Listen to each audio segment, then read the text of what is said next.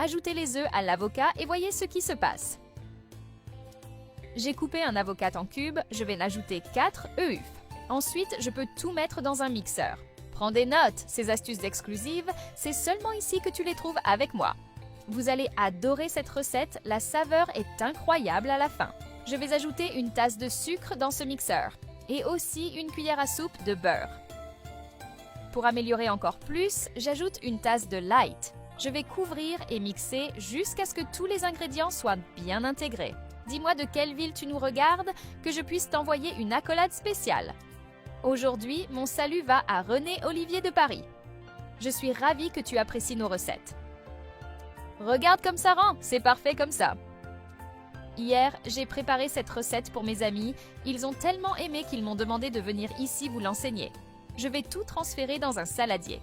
Le point fort de cette recette, c'est que vous pouvez la préparer rapidement et avec peu d'ingrédients. Je vais ajouter une tasse et demie de farine de blé. J'utilise un tamis pour faciliter le processus. Cela aide à bien intégrer la farine avec les autres ingrédients. Je parie que vous trouvez ça très facile à faire. Quand vous la ferez chez vous, envoyez-moi une photo du résultat. J'adorerais voir ça.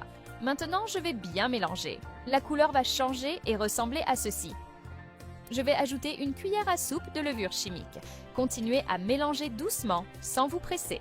Cette préparation exclusive va complètement changer votre vision des recettes simples. Après avoir bien mélangé, je vais tout verser dans un moule graissé. L'avocat est un fruit riche en nutriments, vitamines, minéraux et bonne graisse. Alors vous pouvez en manger à volonté, sans culpabilité.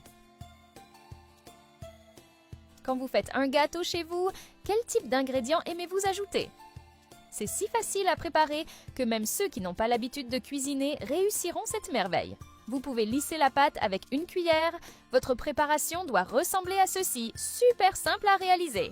Avec cette préparation exclusive, vous allez conquérir tout le monde à table. Je vais mettre au four à 180 degrés Celsius pendant 40 minutes.